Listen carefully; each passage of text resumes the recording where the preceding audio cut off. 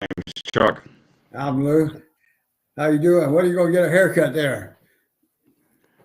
You've just now noticed that I've been growing my hair out? You start look like your teenage years again. No, I need about 6 more inches in. Next It thing I was know, at least down to here then. you'll be wearing a damn earring. Next thing, Now I'm good there. It's almost at the length I want before, it'll stop flipping out like that. So, I just wanted to see what it looked like growing out just a little bit, not a lot. I'm trying to Get let mine grow out too, but only on the top. Hell, you start to see my head on top and start to get bald up there. well, it's definitely thinning up there. It's too damn thin. I know. It used to have a thick head of hair. I don't know what happened. I guess it's just part of being old. I don't know. I guess so. I I mean, got it's thinning a little bit up in here. It doesn't look like it, but when you get it wet and you kind of move it around, you're like, I can see scalp there that I couldn't see before. yeah. I, I looked up. I was thinking about buying some of that stuff to grow the hair, and how they said 3 to 6 months. I said, It don't oh. grow hair. Trust me, it does not grow hair. So I figured 3 to 6 months now. We'll see what goes. Speaking of growing hair, yesterday, wife and I were looking for something to watch and stumbled across a couple of things on Netflix, and one of them was about this millionaire, and he is trying to like reverse age, and he has spent millions of dollars on this science. He takes like 150 pills a day, like supplements and whatnot, just to slow down the aging process. And he's also doing stuff with his scalp. That's why I thought of this, because he's got thinning, balding hair, and I mean, like, well, shit. If you can't grow fucking hair, what makes you think you're going to slow down and reverse your aging process? You can't Well, even grow hair, but you're going to mess with your DNA with genetic gene therapy or whatever. Like, well, work on the genes to grow hair, man. if you're gonna work on and do that, how about the memory? You gonna change the damn memory too? Maybe, I don't know, but he is on a quest to slow down the aging process. So you gonna have a young body and an old mind, an old mind and a young body, or whatever. Something, yeah. He wants to push it out to beyond 120. Well, I guess you get drink a little alcohol, eat a little fast food. You could probably live to 120. He fasts like 18 hours a day. Oh wow! Like, Well, his schedule's a lot like mine. He gets up at 4:30, goes and works out.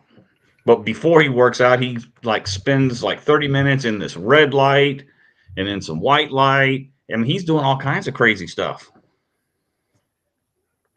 well, it'll be interesting to see what happens. Most likely, not a whole lot. Probably not. But you Yeah. never know. They might stumble onto something to slow the age process down. Well, I guess there's a lot of things you can do and you can't do. I think it just has to do with your genes in your body. Yeah, Yeah, some people look like really old for their age, and some people don't look that old. yeah. I think for I look around when I go to some of our meetings that I go to. Look around some of the other guys. They're in the early 70s and they look worse than me. I said, so I guess I'll be happy with what I got. Don't Yeah. complain. And I think a lot of people could benefit from what you said right there, just being satisfied or happy with what you've got and where you're at. Yeah. If I can keep my fingers and toes cold, warm, I'm all right. That's why I like living in Texas. You just wait around for a day or two, and the weather will change. Hell yeah. Yeah. Trust me, those 2 weeks I spent in Ohio, I'm good with the cold.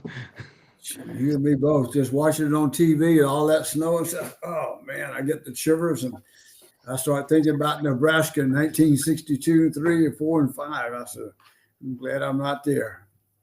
I had flashbacks to being in Kansas, and where we lived, it was like a cul-de-sac. There was like three eightplexes. So on the bottom floor, there was 4 apartments, with a center hallway and a stairwell to go upstairs, and the center and the on the left and the right of the hallway were apartments, front and back.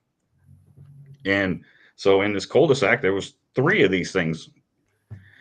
Well, at Fort Riley, Kansas, it snows, it's cold, it freezes. And when they would come with the snow plows, that plow, it just piles the snow up on the side. Well, guess what? It would block the whole entrance to our cul-de-sac. And that snow was like 4 or 5 feet high. Oh, yeah. And there's just a big parking lot in front. So I have to get up an hour early to make sure that I can shovel my way from that apartment to the car, scrape the ice to where I can open the door, start the car and warm it up. And I always park next to Brenda, so I would get her car ready. Then while the cars are warming up and the defrost is going, then I go back and grab a bag of salt and I salt the sidewalk and the path all the way out to the cars so it won't freeze by the time she leaves. Oh, yeah. By this point, a lot of us are already up and doing the same things. And then we have to go to that pile of snow and attack it so we can carve out a way for us to drive out and get to PT in the morning so we can go exercise in that snow. Yeah, in Nebraska, they'd go out and salt the streets, and then more snow come and cover all the salt up. So yeah, we were getting a workout just before we had to go do PT, shoveling snow. So yeah, I don't want to live up north. I don't want to shovel snow. I don't want a snow blower. I don't want to hire somebody to do it. I don't want to have to mess with that. I don't want to have to fool with it. You and me both. I'm happy where I'm at. Boy, it's colder down around hometown in Alabama than it is here. That surprised me when I was looking up the weather the other day. Well, they've had some 30-degree mornings here for the last week or so. Well, you got to think, they're on a different latitude. They're further north than we are. Yeah, so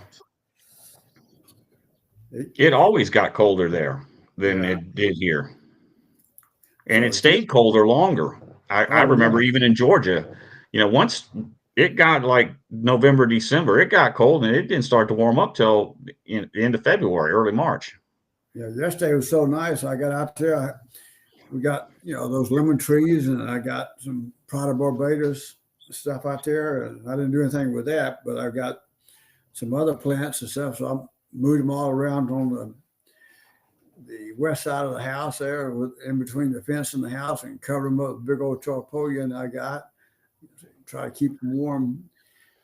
So far, I've got some of those plants. So I've been able to keep them for 2 years. So I'm trying to make this the 3rd year. So those things get expensive in the spring when you start trying to replace them. Oh yeah, we got some of that stuff ready as well. We kind of consolidated some areas so we can throw a tarp over them. Or if it gets bad enough for long enough, we'll probably bring the lemon trees and whatnot into the garage. Yeah, that's what I do too. Last year when it got really cold and it last, for a long period of time, like right now, it's 30, 32, but it'll warm up to 40, maybe in the 50s. So it's not so bad. But when it stays in the 30s all day long, or if it's going to get in the 20s and stay that way, yeah, you got to bring them in. Yeah, and that's what I ended up doing last winter. I put them in the garage for probably about 2 weeks, I guess it was, and moved them back outside. Everything was fine. So, with all that moving around, do you have a wagon? No, I use a dolly. Okay, maybe you need to get one of them garden wagons that you can, put all that stuff in and just drag it over to the side of the house so you can bring it in the garage. on the bougainvilleas and those kind of things, and those lemon plants. They're in pretty good sized pots, so I can Right. just slide that Dolly underneath it. dolly on it and tilt it just a little bit, and I'm okay. I can just wheel it around to the back, so not too bad. And But I'm but talking some, about the just general gardening that you do. You yeah, could load the wagon up with whatever you need, bags of soil and all your gear, and then you can just drag it out there. yeah, I might have to do that. That's some pretty good advice because come springtime, I got a couple of those beds in the garden area. I like to. I got my tiller. I go out and till the soil and stuff like that, and like to plant them. And last year I had some pretty good luck. I bought some flower seeds uh, online actually, and they did real well. So I'll probably end up doing that this year too. So, but I like doing those things. It's just one, I just like doing it. And then second, it kind of keeps me in touch with my heritage and takes back memories from doing Well, things growing it up back. gives you something to do as well. Yeah, and of course it's nice. And I laugh at your mom every day. We've been feeding the birds. I know she does it. We got a bird bath out there. We keep watering and water. The birds will fly into that thing and take their bird bath and water it all over the place. And she puts out the bird seed. And you'll see the little bitty birds come out. Then you get some big birds. Then you get the squirrels come out. Then she gets the shoe and go out there and throw that to squirrels to run the squirrels off because it's eating all the bird seed. Speaking of squirrels and gardening, you're bringing me back to what Brendan and I were talking about yesterday. We're thinking about cutting down them fruit trees and just digging them up. Oh yeah, Well, the cherry or plum or whatever it is, it has only produced one or two, and yeah, it never lasts long enough because the squirrels get them. And the peach tree, of late, it's been doing gangbusters. But by the time they get even close to getting ripe, them squirrels are in there eating them oh up. yeah, And the pear tree, it hardly ever produces anything. yeah. It hasn't produced in 5 years. And again, whenever there would be pears, the squirrels would get the damn things. It'd be on the ground, and you think, oh, it's ready, and you pick it up and you turn it around, and there's a big old bite mark out of it Oh, from the yeah. squirrel. I'm like, you son of a bitch.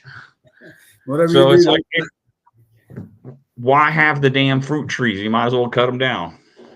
whatever you do, when you cut them down, don't plant an oak tree because then you're gonna be worse. No, you got them acorns and leaves to pick up now, and then those live oaks, they're getting ready to be dropping their leaves in a couple of months. Well, You can already see the live oaks turning brown. mine's already dropping, and I already probably trimmed as much as I can trim. I probably have to have somebody come out and do it. I already had just today alone, two people, that out dropping their cards off, come up to the door and stick it in the door frame, whatever, that trim the trees and stuff. Because about the 20th of January in our area, they have brush pickup. So That's smart. I like to do that. I used to, I still do. But last winter, last spring when I did, I really hurt this shoulder pretty bad. I didn't know I hurt it. I just started hurting. Then when I go to the doctor, she has to give me a couple of shots and injections there and says, The no more, cortisone. yeah, no more trimming trees. All that stretching and getting up there and lifting that pole chains, saw up.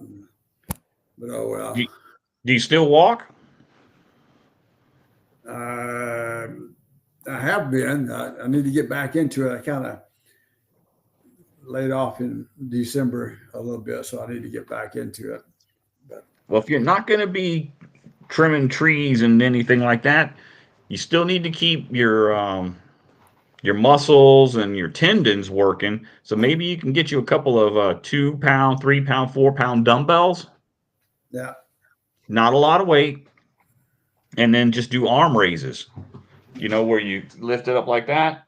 yeah, Just lift it up shoulder high. And then like hold them like side by side, like this, right. and then like you're like a wing. Right. Just lift them a little bit and just keep. Yeah, just hold the weights here and then just flip and that works the shoulder area. Yeah. I got a couple of balls that I squeeze a lot, that help with the. And that's for your hands, yeah, and for your forearm. Yeah. So it helps a little bit. But anyway. And then sit in a chair and get those dumbbells, those little 2, 3, 4, 5 pounders, and then just lift them up like that. Yeah. And you're working different parts of your deltoid muscles. Your mom will laugh at me because I'll walk around sometimes. I'll be doing this and some of those old exercises. So I can. But you know what? Being active is one of the reasons why you look and feel as good as you do, because you are staying active. If you use it, you're not going to lose it. That's right. So could be worse, I guess. Yeah. So today was the first day I'd been to the gym in like a month, because I had grand plans when I was in Ohio to go to the gym, but it was so damn cold. I'm like, the hell with it. I ain't going to the gym. Then I came back and I had that sinus infection or sinusitis or whatever it was. So I didn't go to the gym for that week because I was coughing and wheezing. And then I think, let me look at my calendar, make sure I don't let me get my lies straight. Okay. So I came back on the 13th. Yeah, and I was sick the whole most of the next week. Oh yeah, and coming off of, yeah, and then I went to work. So I didn't go to the gym the whole 16th through the 20th, and then that Monday the 23rd that I worked, I'm like, well, shoot, I haven't worked out in 3 weeks, 3.5, 4. Might as well not work out today, because then I was going to be on leave for the next 2 weeks. Yeah. So yeah, it had been probably since the week before Thanksgiving that I had been in the gym. So it's probably longer than that. So anyway, I'm like, it's Monday. Not many people are working legs, so I'm going to work legs. So I was doing some squats. I got my regular weights on there, feeling pretty good after the first set. Felt pretty good after the second set. Went to start my third set, and as soon as I went down, I'm like, ooh, I can feel it on the back of my hamstrings. So as soon as I came up, I'm like, we're good. Put the weight back on the rack and didn't do any more squats after that. Yeah. So, man, let me tell you, I'm feeling it right now, the back of my legs. Yeah, so wait and do a few more tomorrow. Just increase it 1 or 2 tomorrow. And 1 or 2 no, I'm not doing legs the rest of the week. 1 day is good enough. Well, what do you think about Texas State pulling that football game out? Hey, at least they got something to cheer about, and UTSA too. Yeah. So. And we have Alabama has the dubious distinction of opening and closing out 2024, losing to Michigan. Yep. So it's going to be an interesting year in football. There's a lot of transfers. I mean, not just Alabama. I mean, everywhere. Oh yeah. Yeah. And half the time you don't know what to believe when you read something. Just like yesterday, I think it was yesterday, I saw something to talk about Arch Manning going to Alabama. Man, these Facebook pages, they are pissing me off, man. They're like, Squirrel White's coming. No, Quinn Ewers was going to go to Georgia. They were saying, I'm like, man, it's just lies. Yeah, I don't even read that stuff anymore. It just, when you click on it and the website is like the hunky dory fan.com, it's garbage. Exactly. It ain't real. If it ain't NBC, CBS, ESPN, or 24/7 Sports or something like that, it's garbage. Yeah, if it's not a sports writer that I know about, that's been around, has a little bit of credibility, I don't even bother reading it. Or from Alabama.com, you know what I'm saying? Yep. I got an Alabama app. Let's see if I can pull it up here.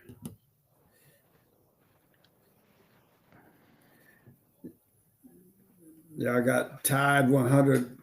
So I'll look at that, and I got the SEC football. I'll look at that, and I do the ESPN app. Look at stuff. The rest of that stuff I don't pay too much attention to. So why didn't you look at that Under Armour high school game? Because I saw our tight end that's coming, and I saw Keelan Russell, but he left the game, and I think in the third quarter with a leg injury. I was watching. Was it Ole Miss? You were watching a bowl game. What? No, it was Georgia, wasn't it? No, I think it was Ole Miss.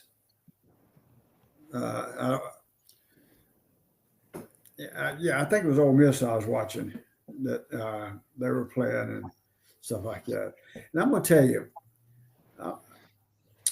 Lane Kiffin has impressed me this year. His style of coaching has changed to me, and the way he goes about doing things, and the way I think he's turned that Ole Miss program around in the last couple of years, especially last year and this year. But his coaching style, I really begin to like it. And before I would just never give you a nickel for Lane Kiffin, you know. You're absolutely right. When he got to Ole Miss, I wasn't too keen on him when he was it Florida Atlantic or FIU or whatever it was. Yeah. He had turned the program around, but he was still, I don't know, kind of lippy, kind of mouthy or whatever. But when he got to Ole Miss, he really settled down, and he still likes to clown the media and make points, but he does it differently than Saban does. But Saban did the exact same thing, but Saban was in your face about it. Right. And he's a very wise, sage person. And when he speaks, there's something there, and you should listen to it because he's got a point. And like you said, he's turned the program around. And you and I had talked. I would have been okay with hiring him as a coach for Alabama. Same way here. Yeah. And I can't blame him to some of his comments he might make to the media, because they can really irritate the crap out of you sometimes with some of the stupid shit that they say and do. And they get so biased. I watching a game, I forgot what it was the other day, but the team that they were rooting for was all of a sudden was losing. You know, and I say rooting for, they're not supposed to be rooting for anybody. But no, they're not. The conversation seems to be towards the favor of that team, and all of a sudden it's going the other way around. I said, you guys are phonies, you know. That's why I hated CBS calling the games. And Gary Danielson, oh my God, I don't know why he's still got a job. Everybody hates him. It ain't just Alabama fans. It's Georgia fans. It's every SEC fan. He hates the SEC. And speaking of Georgia, boy, it's sad that Coach Smart's father passed away this past Was week. it the day of the game? No, he fell and injured himself before the game and then died because of those injuries on the day of the game, wasn't it? Yep. Complications from the fall. From the fall, yeah. Yeah, really sad. So keeping our prayers. And, you know, somebody else I've been praying for too is the Carter family. I personally didn't care for his political ideology, but as a person, I had a lot of respect for him. He was a great human being. Yes, he is. And very graceful, he and his wife. And, you know, there's a lot to be said about some of that old folksy type behavior and, you know, being true to your roots. Yeah. You know? It's really nice to see the tributes that he's been paid during this, you know, his funeral and stuff like that. So give a shout out to them and stuff. So, but anyway. Yeah, it's been an interesting couple of weeks. Jimmy Carter passed away. Canadian Prime Minister Justin Trudeau just resigned today. That didn't surprise me to hear that. I didn't think it would be quite that soon because he had kind of indicated he wasn't going to run again, or I'm not sure exactly how their process works. But so when I heard it today, that didn't shock me. I thought it was a little bit sooner than it was than expected. You know, so it's going to be an interesting 2025. Yeah, yeah, it is. May you live in interesting times. I wish I knew who said that. Hang on, let me look that up. May you live in interesting times. Origin, let me see. The evidence that phrase was in use was as early as 1936, provided in a memoir written by Hugh Knatchbull Huggison, a British ambassador to China. Yeah. So. Yeah, it's a translation of a traditional Chinese curse.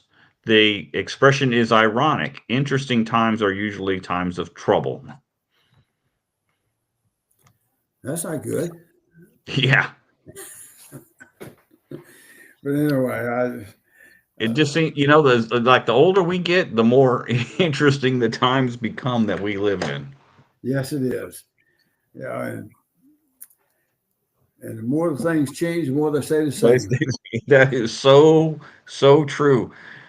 Yeah, And you don't realize it until you get older. Yep. Yeah.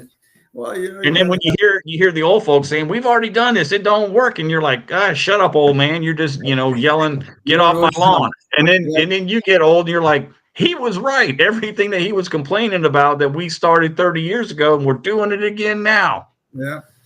J.D. Turner, Mr. Turner, my science teacher, he tried to have. We didn't have like big experiments in the class and stuff like that. We just didn't have it in the school. And my senior year, he started bringing some of that stuff in, but try to do some experiments, when he was teaching the class. But anyway, a lot of the things that he talked about that was going to happen, sure as hell did. He used to talk about cell phones. Now, he didn't call it a cell phone. Right. But the process, and said, we'll have something, we'll hold in our hands, we'll be talking. Next thing you know, we got the big old radio. The Uncle Leonard, I remember, he's the first one in our family to have a car phone. Really? Yep. He had it in his car and pick up, he'd call you and stuff like that. So he's a pretty interesting character. Yeah. So anyway. Yeah. Well, shoot. This is pause is as good as any place to wrap it up. Yep. I got to get ready tomorrow morning. I'm going to meet Cassie, your cousin. She had a friend who's one of her clients that this person's husband is 90% disabled. He was in Afghanistan. He was a military working dog, bomb dog technician, and he was clearing a building, and the building collapsed on him and stuff like that. So I'm gonna meet them at 8:30 tomorrow morning at our DAV chapter and see what we can do to help him with his disability claim. So keep your fingers crossed and hope like heck, and all those veterans out there. So. Yeah, I got to finish getting ready for tomorrow. I got to pack my lunch, get my clothes ready, get my gym stuff ready, then take my gym bag out to the truck. I got to get my supplements ready. I got to take all, like I said, I got to take all that out to the truck. You better let that damn truck warm up, because those clothes going to be pretty damn close when you get ready to put them on. Because it's going to be as far as I drive to get to work, they'll be just fine. And then when I get to work, or to the gym, I set them inside the locker in the gym. So yeah, they're just fine by the time I put them on. Otherwise, you'll be doing one of these numbers, shivering trying to put that stuff on. Nah, they're already at room temperature by the time I get my clothes put on. Well, you be safe. I will. You do the same. Stay warm. Everybody that's north of Texas, that's in that Arctic blast, God be with you. Stay warm. Hopefully you don't lose power. You don't lose heat. because it's tough. Stay out of that snow, except for the little kids who dress up, want to go out and ride the slow Snowmobiles. stuff. Yeah. Otherwise, stay warm. Stay inside and drink lots of alcohol. Exactly. All right. Have a good All one. right, y'all. You take care, buddy. Love you. Bye. Bye.